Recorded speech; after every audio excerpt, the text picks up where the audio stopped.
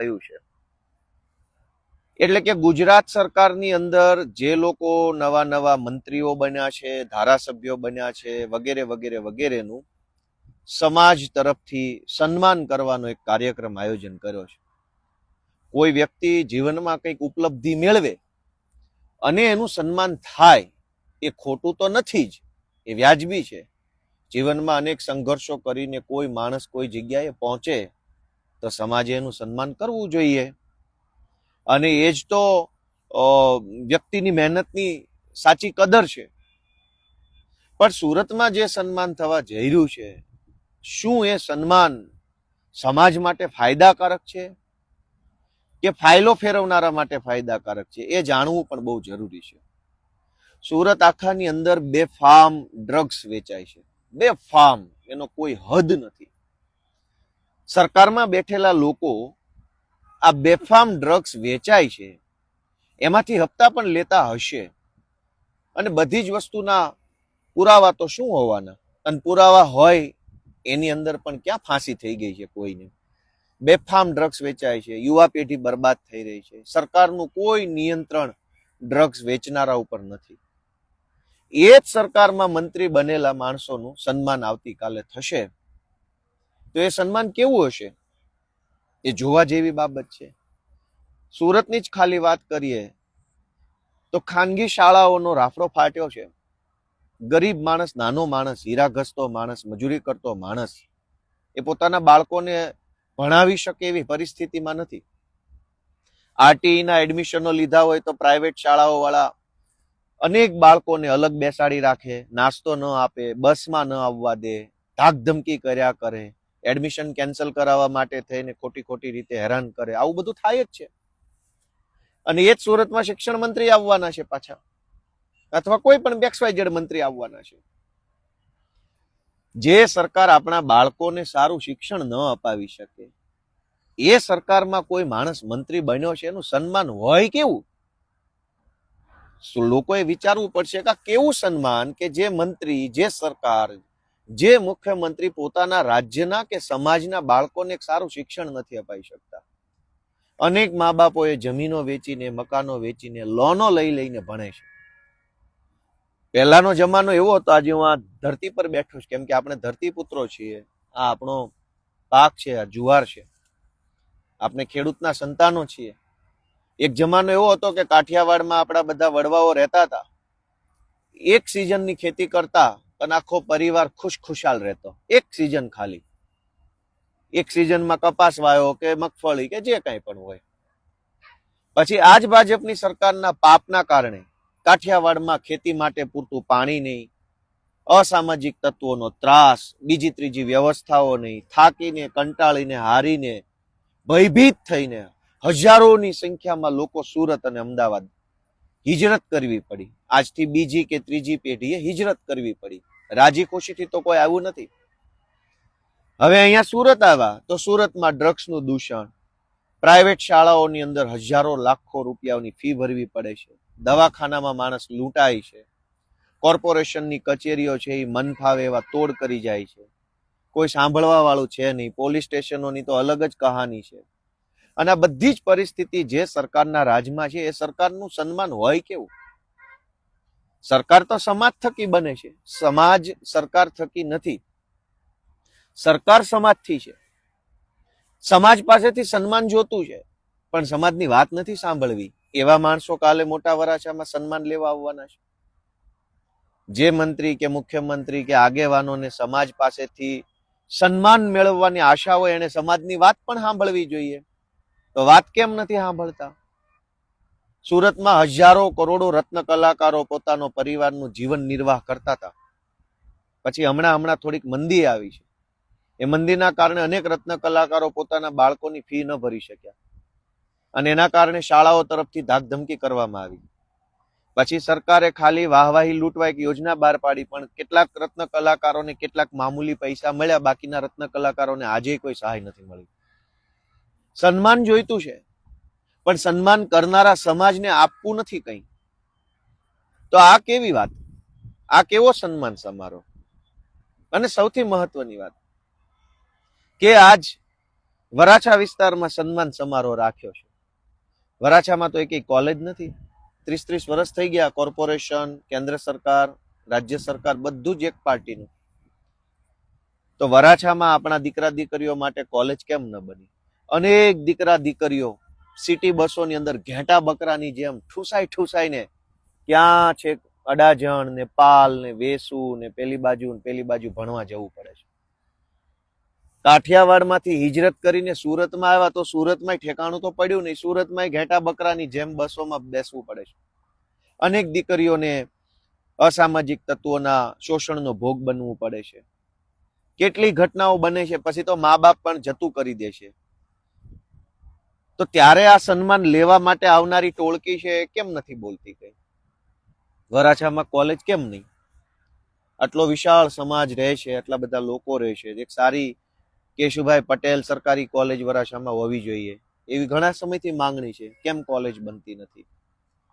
દોસ્તો, આ સન્માનના નામે આવનારી ટોળકીને ઓળખવા પડશે કે આ સન્માન છે શેનું.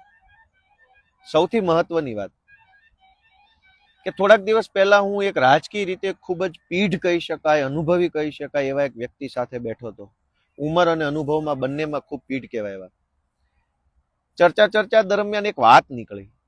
એમાં એવો પ્રશ્ન આવ્યો, બીજા બે લોકો પણ બેઠા હતા, કે આ ફલાણાને મંત્રી કેમ બનાવ્યો, ફલાણાને મંત્રી કેમ બનાવ્યો, પેલાને કેમ બનાવ્યો. બે ચાર અલગ અલગ વ્યક્તિઓના શા માટે મંત્રી નવી સરકારમાં બનાવ્યા એની ચર્ચા નીકળી. તો જે પેલા પીઢભાઈ હતા એને બહુ સરસ જવાબ આપ્યો. અત્યારે ચારો તરફ છે ને આપણા સમાજના વ્યક્તિ મંત્રી બની ગયા એટલે એનું સન્માન સમારોહ. પણ પેલા પીઢ માણસની વાત સમજવા જેવી હતી. એને એમ કીધું કે એક્સ નામના વ્યક્તિને, કદાચ એક્સમાં નહીં સમજાય, આપણે ચંદુ નામના વ્યક્તિને કેબિનેટ મંત્રી બનાવ્યો. શું કામ બનાવ્યો? તો પેલા પીઢ માણસે એવું કીધું કે એને કઈ આવડતું નથી એટલે બનાવ્યો. પબ્લિકે એવું કીધું કે આને કઈ આવડતું નથી તો આને કેમ મંત્રી બનાવ્યો? તો પેલા પીઢ માણસે એમ કીધું કે કાંઈ નથી આવડતું ને એ જ એની લાયકાત છે ને એટલે જ એને મંત્રી બનાવ્યો છે. કંઈક આવડતું હોત તો નથી બનાવવાનો.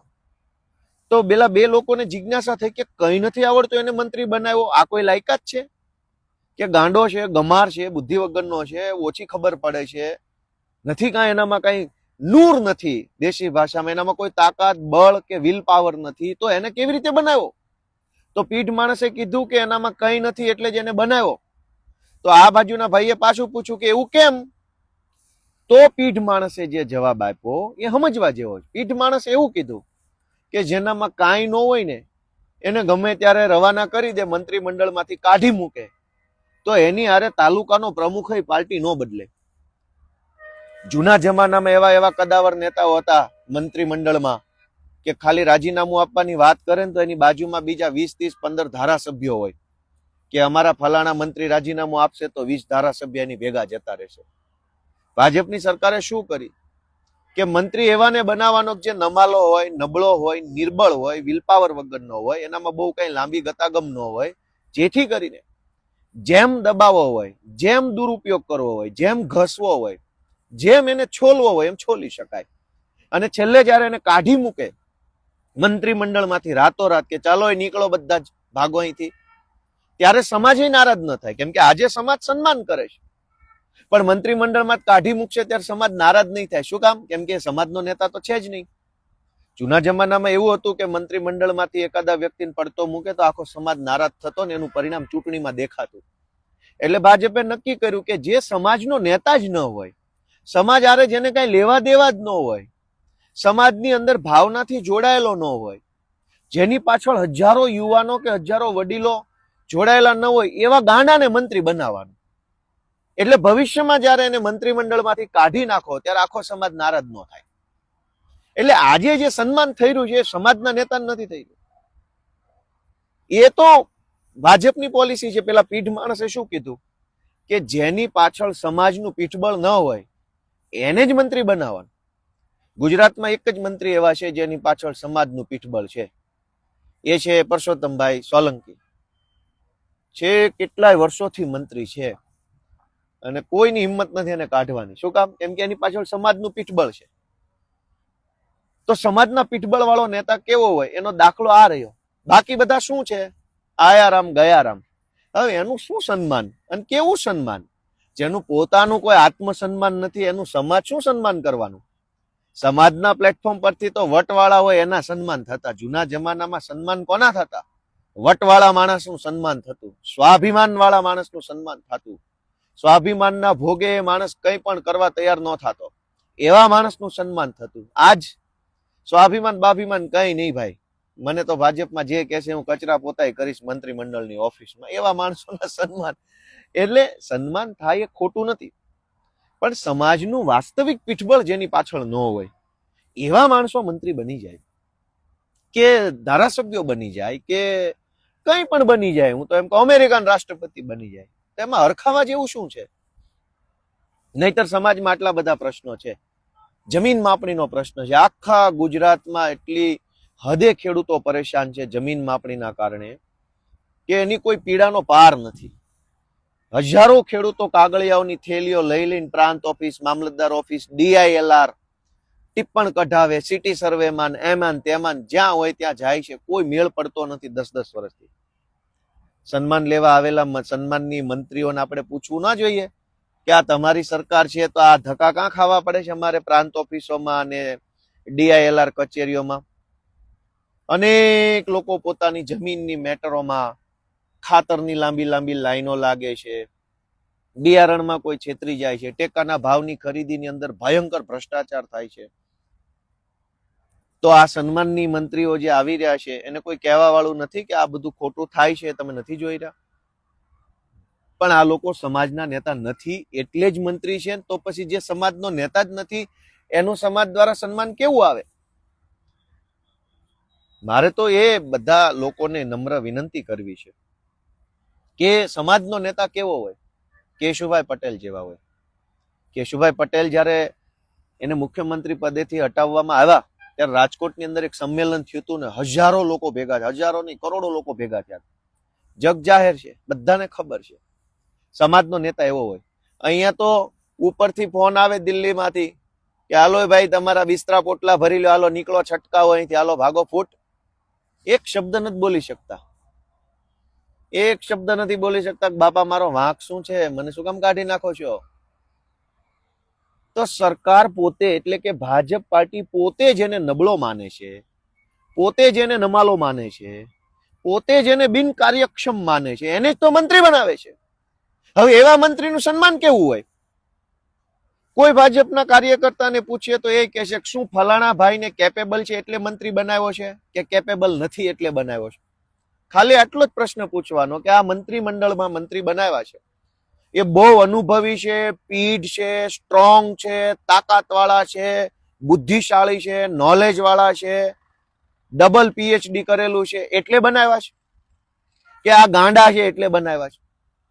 એક બે અપવાદરૂપ સારા હોશિયાર હોઈ શકે, એવું કઈ 100% ખરાબ એવું માનતા નથી આપણે, પણ મોટા ભાગના ને ભાજપે એની શું લાયકાત જોઈને મંત્રી બનાવ્યા છે કે સમાજ એનું સન્માન કરે? એનામાં કોઈ લાયકાત નથી, એ જ એની મેન લાયકાત છે. એ ઓલા પીઢ માણસે કીધું કે કાલ આ માણસ જૂથબંધી કરવા ઈચ્છે ને તો પાર્ટીમાં તાલુકાનો પ્રમુખ કે વોર્ડનો પ્રમુખ આની પાછળ ઉભો ના રહેવો જોઈએ. ઈ લેવલના સાધારણ માણસોને મંત્રી બનાવવાના. નહીતર મંત્રી નારાજ થાય તો મંત્રી કમસે કમ જે જિલ્લાનો હોય આખા જિલ્લાનું સંગઠન બેસી જવું જોઈએ કે અમારા જિલ્લાના ફલાણા મંત્રીને હટાવી શેના દીધા તમે? પણ હમણાં જ નવું જૂનું મંત્રીમંડળ કાઢ્યું, એક પેજ પ્રમુખ નારાજ ન થયો મંત્રીના પોતાના જિલ્લામાંથી કે ગામમાંથી તાલુકામાંથી. તો એવા માણસને બનાવવામાં આવે છે જેની કોઈ ક્ષમતા, કોઈ લાયકાત, કોઈ વિઝન, કોઈ આવડત જ ન હોય.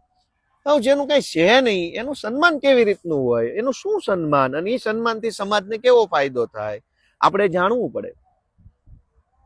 આવું સન્માન સમારોહ યોજનારા લોકોની ફાઇલો કદાચ જાજી પાસ થઈ જાય, આવું બને. સમાજ તો સમાજના છોકરાને ભણાવવા માટે લોન લેવી હોય EWS માંથી પેલું MYSY યોજનાની તો ફાઇલો ફાઇલો ફાઇલો ફાઇલો, એટલી બધી ફાઇલો કે એની વાત જવા દો. પણ આ સન્માન કરનારા લોકોની ફાઇલો ફટાફટ પાસ થઈ જાય. તમારા છોકરાને MBBS કે એન્જિનિયરિંગ કરાવવું હોય અને લોન લેવી હોય જમીન ઉપર તો ફાઇલ પાસ થવામાં વાર લાગે. આ દાખલો નથી ને ઓલો દાખલો નથી ને પેલો નથી, પણ આ સન્માન સમારોહ સમાજના ખભે રાખીને જે કરવામાં આવે છે, એ સન્માન કરનારા લોકોની જે કઈ ફાઇલો ટીપીમાં અટવાઈ હશે, 40% જમીન કપાતમાં, ખૂણાના પ્લોટમાં, રોડ કાંઠાના પ્લોટમાં, એ બધી ફાઇલો ક્લિયર થઈ જશે. સમાજ તો શું, સમાજ કરીને જોયા કરશે બચારો. સમાજ તો લાચાર છે, મજબૂર છે. આવતીકાલે જે સમારોહ થવાનો છે એમાં અમારી તો નાના માણસ તરીકે સમાજના લોકોને એક જ વિનંતી છે કે જાઓ તો ભલે જાઓ, કઈ વાંધો નહીં, પણ જ્યારે આવા લોકો સમાજના પ્લેટફોર્મ પર આવતા હોય ત્યારે 4 સવાલ તો કોઈ પણ પૂછવા જોઈએ. અને સવાલ ના પૂછીએ તો કમસે કમ એ કાર્યક્રમમાં આપણી હાજરીની ખોટી નોંધ લેવાય એવું ન થવું જોઈએ. આજ લોકો ખૂબ દુઃખી છે. રત્ન કલાકારો, ટેક્સટાઇલની અંદર હજારો કરોડો રૂપિયાની વર્ષે ચોરી થઈ જાય છે. કોક માલ લઈને ભાગી જાય, કોક પેમેન્ટ લઈને ભાગી જાય, કોક ખોટા ચેક પકડાવી જાય. પોલીસ સ્ટેશનોમાં, ત્યાં ચોક બજાર કે બીજા ત્રીજા પોલીસ સ્ટેશનોમાં જઈએ તો અરજી લેવાના પૈસા માંગે છે. હજારો લોકો, કરોડો લોકો આપણા કાઠિયાવાડના એના પૈસા ટેક્સટાઇલમાં ફસાયા છે. કોઈ સાંભળવા વાળું નથી. શેનું સન્માન અને શું સન્માન? એમાં એક મુદ્દાની ચર્ચા કરવા બેસીશું તો કોઈ પાર આવે એમ નથી. પણ દોસ્તો, આ સન્માન સમારોહના નામે સમાજને હાથો બનાવવાનું કામ થઈ રહ્યું છે. એ લોકો જાગૃત થઈને જુએ એવી મારી વિનંતી છે. કોઈ માણસ સંઘર્ષ કરીને ઉપર આવે તો એનું સન્માન થવું જોઈએ, એમાં ખોટું કઈ છે નહીં. પણ સન્માન કયા માણસનું અને એની કઈ આવડતનું થવું જોઈએ, એ મોટો પ્રશ્ન છે.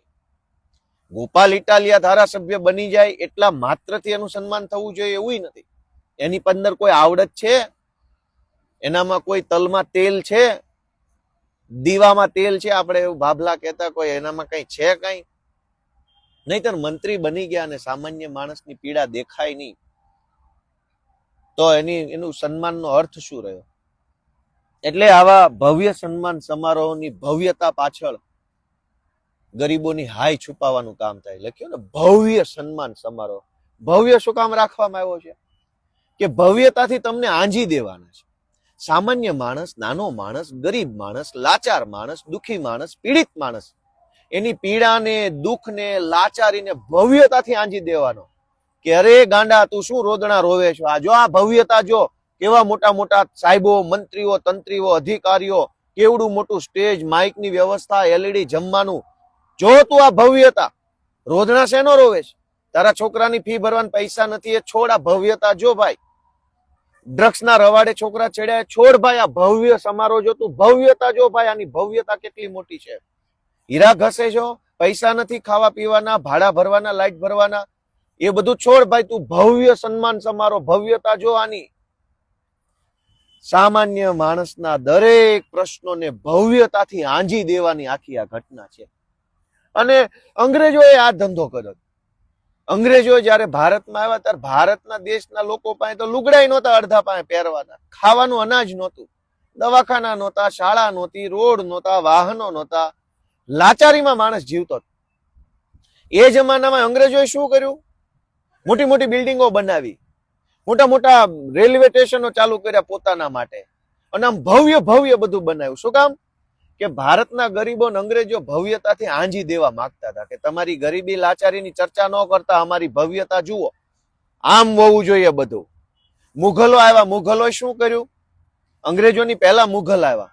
મુઘલો ભારત ઉપર એટેક કર્યો, હુમલો કર્યો. પછી શું કર્યું?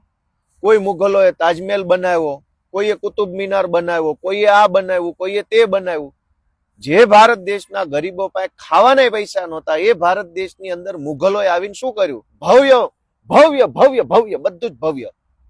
અરે મારા વાલા, ખાવા માટે ચોખા નથી, ઘઉં નથી, તું ભવ્યતાની ક્યાં કરે છે?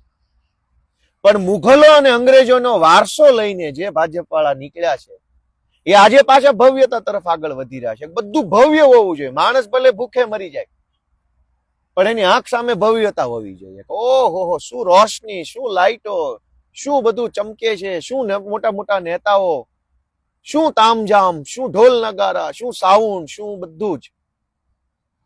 સુરતના સૌ બધા મારા વડીલોને એટલી જ વિનંતી છે કે ભવ્ય સન્માન સમારોહ થઈ રહ્યો છે, પણ તમારા જીવનની સમસ્યાનું શું? એટલું જરાક વિચારજો. બધાને મારા જય કિસાન. Thank you.